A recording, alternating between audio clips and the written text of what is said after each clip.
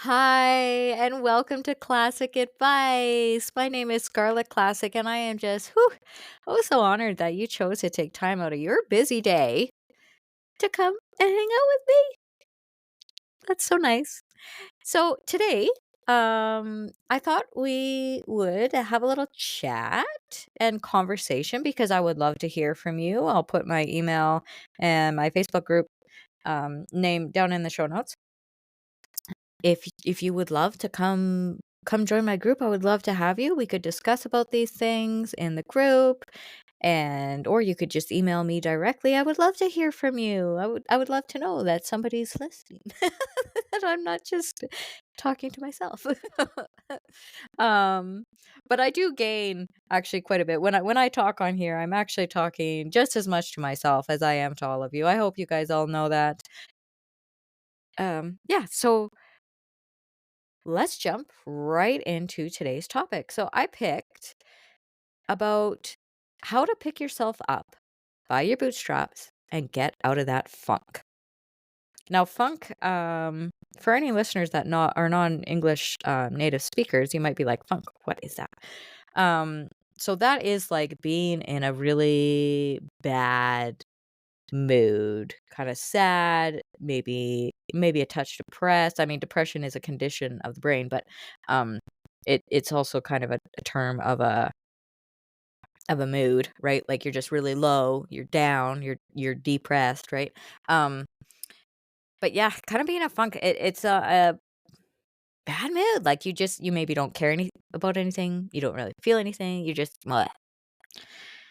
And when I use the expression how to pick yourself up by your bootstraps, maybe for our younger listeners, or non-native speakers, they are like, "What?"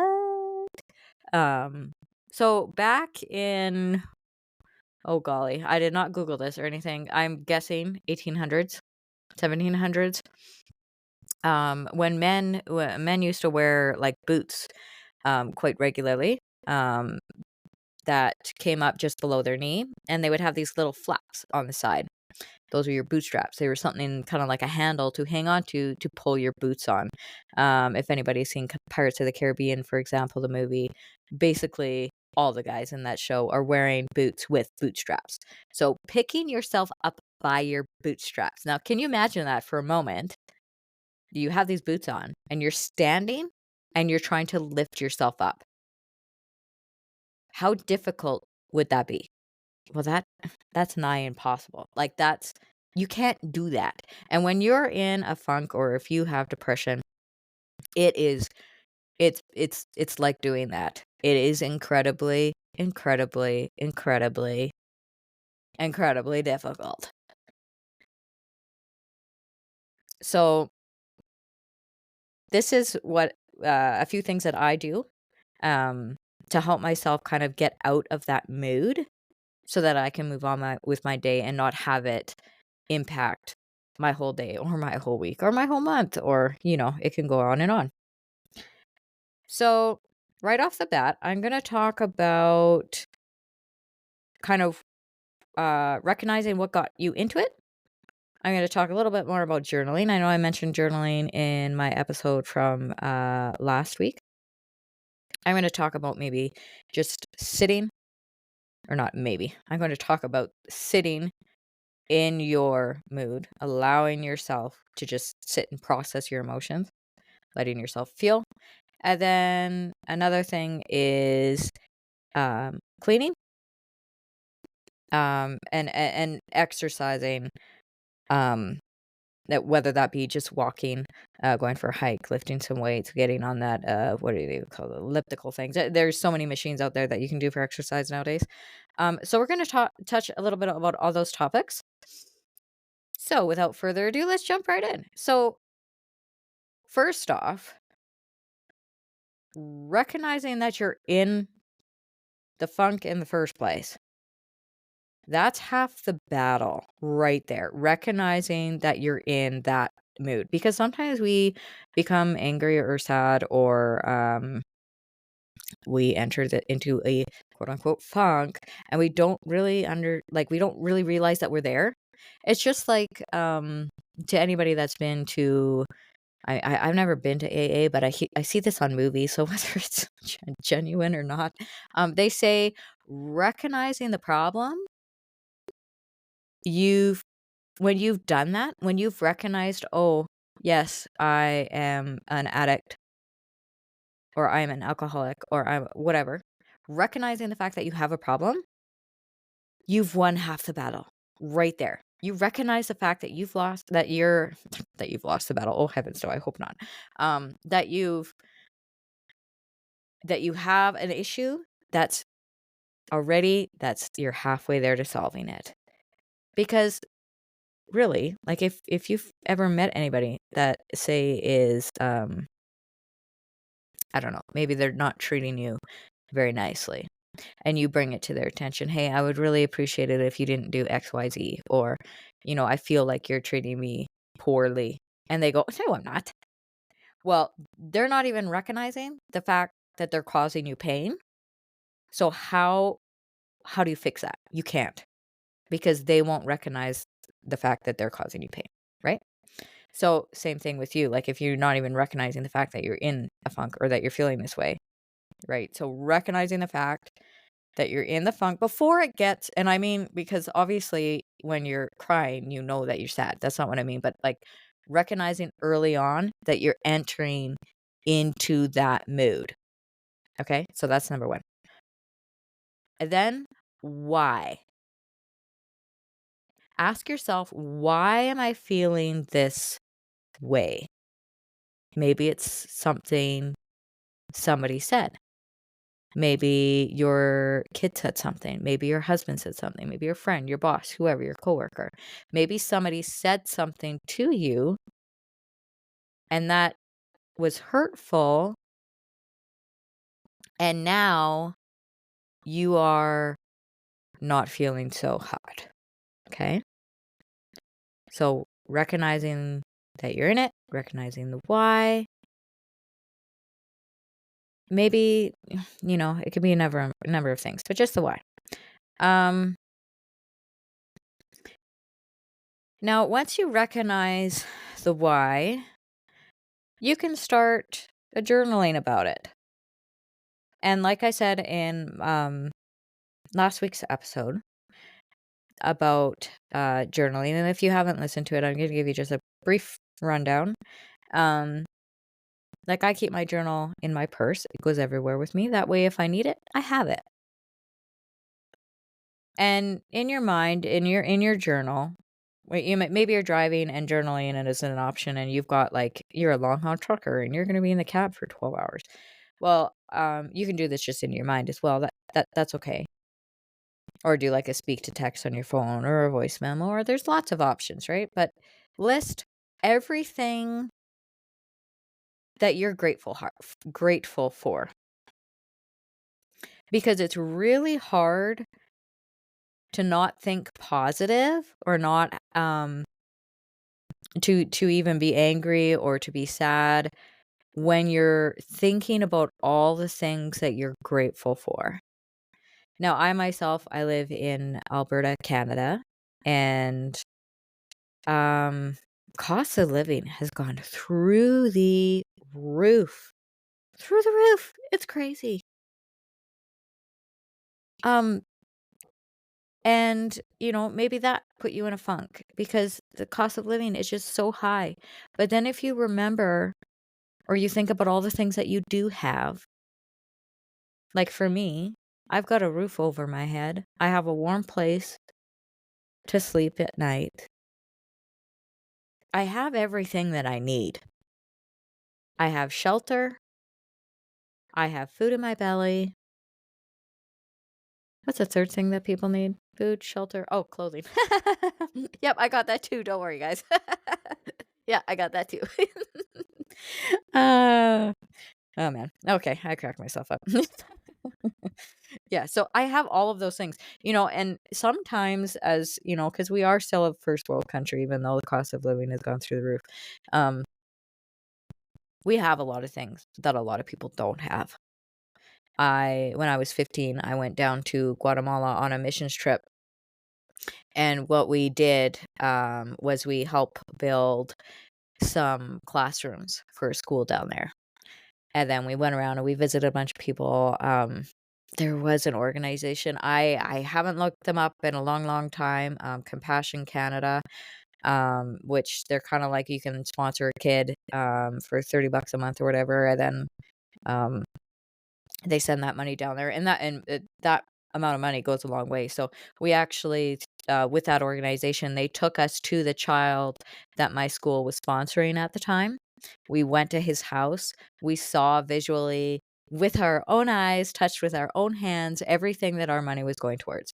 So they had, um, a bed. I use that term very, very loosely because it was literally a couple of, like, planks of wood laying down. I mean, Guatemala is a very warm country, but I can't imagine that would be very comfortable.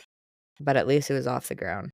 Um, and they had a nice new stove in their little hut, and they showed us a bunch of other things that they had around that we were helping with them with, and that was really cool to see. But anyways, we in comparison to that, I mentioned before that I lived over in Romania. In comparison to how things are over there and what I went through over there, world of difference. There's so much to be grateful for when you really think about it. You know, I have a lot of things that are not needs. They're wants, right? And I think it's important to recognize the difference between I need that or I want that. A good example, I like to build Lego sets. They've got these cool adult Lego sets for adults now that you put lights in the whole sets and it looks really cool. And when things don't go our way, when things spiral out of control, sometimes we lose focus on what's really important.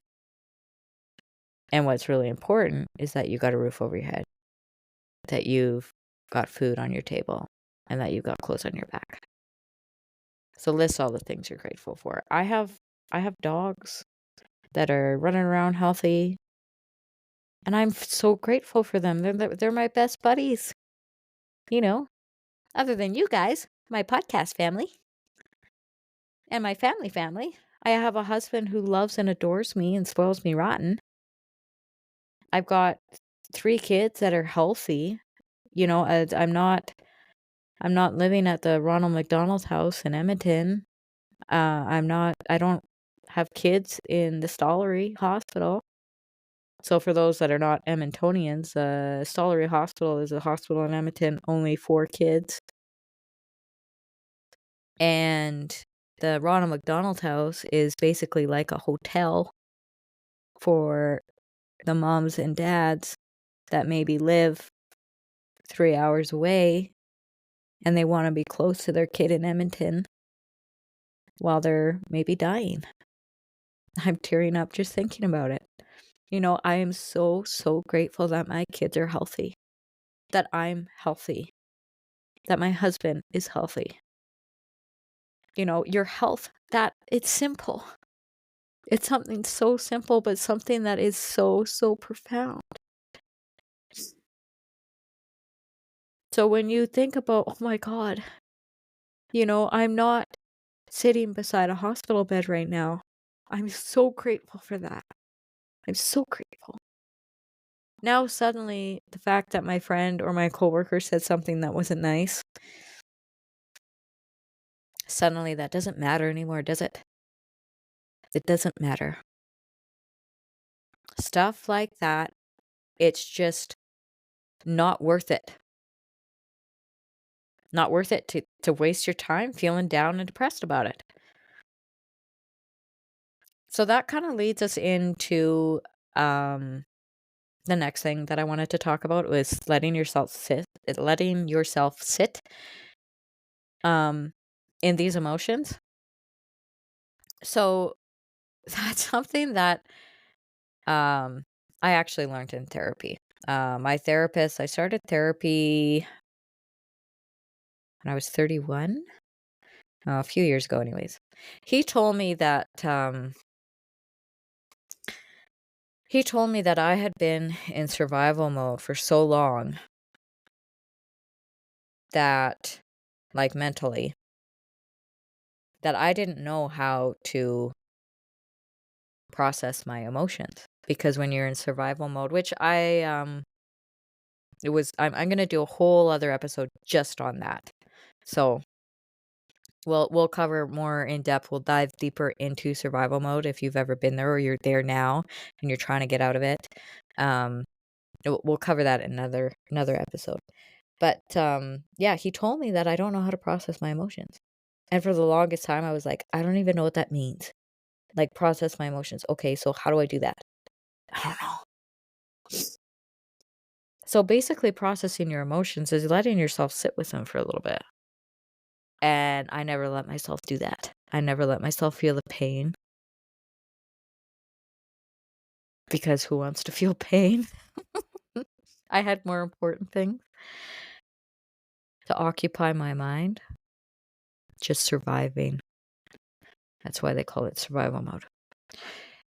So, letting yourself sit. So, this is what I do. This is what I tell my kids. Now, depending on the severity of what has happened, if you are lost a spouse or are going through a divorce or what else is something big? Maybe a fire took your home.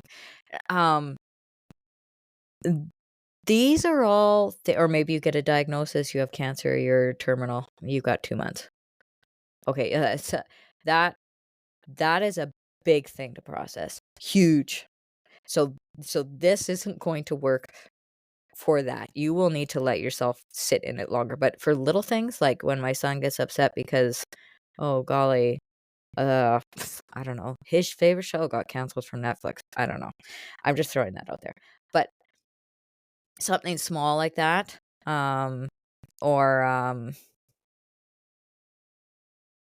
yeah. So you kind of need to gauge how big the emotion is to how long you let yourself sit with it. But generally speaking, I will give my son 5 to 10 to 15 minutes, depending on the severity or hmm, not the severity, but yeah, I don't how do I word this? uh I guess yeah, how big the thing is, how grave it is. Okay, how bad it is to how long I'll let myself sit with it. But I try not to let things ruin my whole day. So if you need a half an hour, take a half an hour. If you can get away with it with only 5 minutes, then do 5 minutes. But go to your room or somewhere where you can be by yourself, close the door, set your timer on your phone, say 15 minutes. Set your timer on your phone and just let it out. Let the emotion out. Sit with it. Scream, punch your pillow, cry your little heart out. Whatever it is that you need to kind of just sit in it. Let yourself feel it. And it's awful. It's going to be painful. You're going to hate every minute. But let yourself feel it. And then you'll feel that trauma getting released out of your body. Let it out. Sit in it and let it out. Let yourself feel for a while. And then when your alarm goes off on your phone or your whatever, turn it off and then say, okay, am I good now? Was that enough? And if you feel like you need more time, take more time. But don't sit there and put a movie on. Like, just have all electronics, all devices off, turn them off, and let yourself sit in that emotion, feel the pain, If you need to cry, cry. If you need to scream, scream. Let yourself feel it. Because if you turn on a computer or you pick up a book or you turn on your TV, you're pushing the emotion down and you're not actually thinking about it. I was really, really bad for this when I was depressed. When I was depressed, I would just turn on the TV, I'd sit in front of the TV, and I would just be a potato on the couch. I wasn't letting myself feel. I was numb to everything. I couldn't be happy about anything. I couldn't be sad about anything. I couldn't feel. I was numb because I didn't let myself feel it. I had to let myself feel it. And journaling is a good way to get these emotions out and think about it while you're writing. That's why I say it works so well for me. All right. So let's move on to the next one. So after you let yourself sit in that and you're going to move on with your day, you say, okay, 15 minutes. Now I want to just move on and not let this wreck my day. Say your coworker stole your idea and your boss absolutely loved it and he got a raise, but it was your idea. Well, I have some words for that, but I'm not going to say them on the podcast just in case you have young kids listening. That would be bad, right? So you let yourself sit, and now you're going to try to move on. Okay, your alarm went off, you put your phone down. Okay, now what? There's a few things you can do. You can try going and doing something you really enjoy. Like maybe you really want to watch the next episode of, I don't know, your favorite show, and you want to go do that. That's fine. But if you're still feeling really down, then what I would recommend is doing one of these things. So a cleaning. And for me, we have an acreage and a house. It's not a huge house, but it's a maybe average size house, I guess. It's not really small, but it's not huge either. I'll pick a room and I'll just start cleaning it. And I know for me, it's like instant gratification because, cleaning my bathroom, it takes 10 minutes, maybe 15 if I really scrub something like the tub or I don't know. Um, but it really doesn't take me that long to clean my bathroom. 10 minutes. 10 minutes, it's done. And now the next time I go in there, it's going to smell so nice and fresh. And it feels good because you got that item checked off your list. That's another thing you could do. You can make a list. Like when your house gets chaotic, like mine does all the time, and I'm like, oh my goodness, I have like 100 things on my things to do today. I'll actually make a list of everything that I need to do that day. Okay, I need to do my laundry, then I need to do my son's laundry, then I need to do the dishes, then I need to clean the bathroom, then I need to wash the floors, then I need to do this, that. And then and I'll just pick one thing because I feel like when I have too many things to do, I get so overwhelmed, I don't do any of them. So I'll just pick one thing. So when you're in that funk and you're feeling down and you really don't want to do anything, you just want to ignore the world and maybe read a book or turn on the TV and just escape. Pick one thing and pick a thing that'll take 5 minutes to do. Folding a load of laundry doesn't really take that long. We all hate doing it. Or maybe there's some of you that love it. That must be nice. I for one, yeah. But and you feel good because you got something done. You have accomplished something in your day now. And then, typically, once I already start cleaning, going to the next thing is so much easier because I've already started and I'm like, oh, that feels so good. I'm sure it probably triggers dopamine or one of those fancy happy hormones in your brain because it makes me feel good because I've accomplished something. That's an idea for you. Another thing you can do is exercise. Exercising also increases or releases that one of those happy hormones, serotonin or whatever, um, into your brain, and it can help lift your mood. So these are all things that help pick yourself up by your bootstraps, because you're basically hitting the switch in your brain to give you happy. That's why people love TikTok so much, because I read about this somewhere, is about how it I don't know, it does something to your brain, that happy hormone, especially for people with ADHD. Anyways, so yeah, I really love being outside. Anything outside, I just love it. Um, so I walk quite a bit, and I mean, I have dogs, so I take them out and we walk together.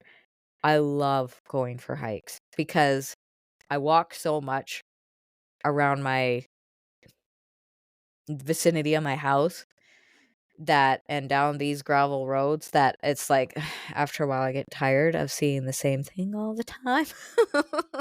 So going for a hike is a great way to escape. I know for me, especially if I find a hike that is in the woods, I love going for hikes in the forest. I don't know what it is, but I just love being in the forest. The smell and the sun shining through the leaves and the birds singing, and it's just I can't wait. It is March right now and there's snow and I haven't gone for a hike, and I broke my ankle. So I don't even know if hiking is in the cards for me this year, but hopefully. Um, or just, exercising in general. Exercising in general, doing that cardio, getting your heart rate up, lifting those weights, feeling the burn. It's good for you.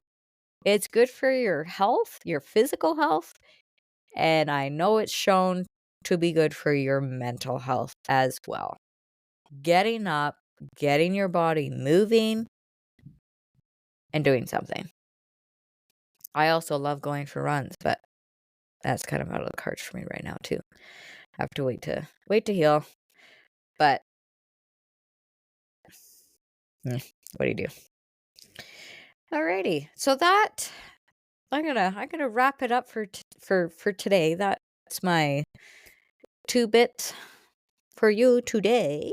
I would love to hear your thoughts on what you do when you get into that funk, and what you do to lift yourself up by your bootstraps, so to speak. So my email address is, drumroll please, super easy, ClassicAdvicePodcast@gmail.com. I would love to hear from you. And my Facebook group is Classic Advice Podcast Group with Scarlet Classic. So currently, it's just me, myself, and I.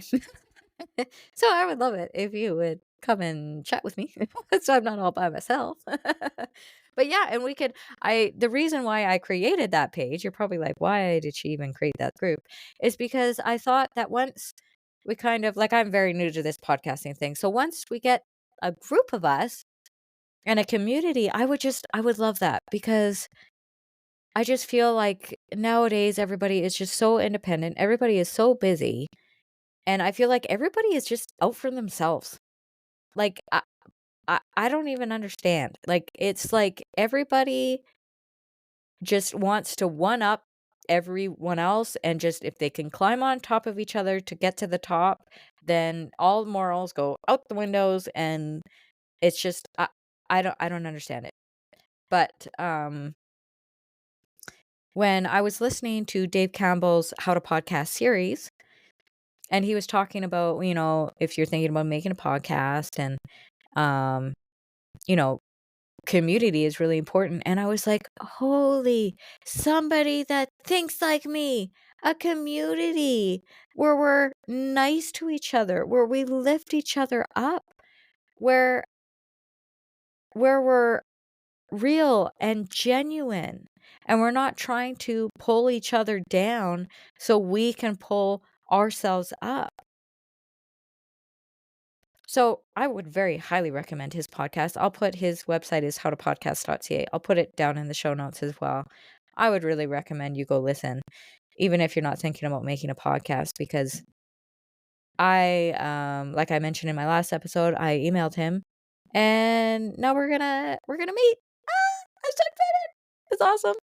So I would love to just expand on that and grow the community around here and actually be here for each other and be real true friends instead of people that are trying to tear each other down. Let's share our life advice.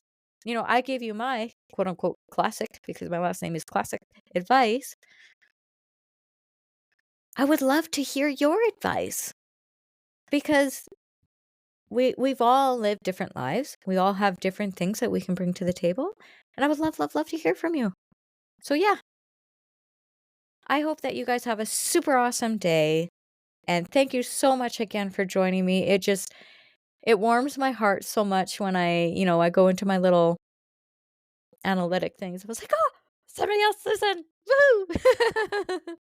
Now email me.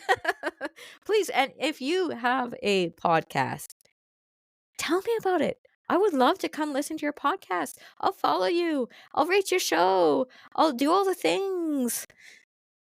So yeah, let's be there for each other. Let's build a community. Let's support each other, because life is hard. Life is so hard, and it's not getting any easier. So with heavy heart, because it's sad, this episode is over, but we will see you next week. All right. Take care, guys. Bye.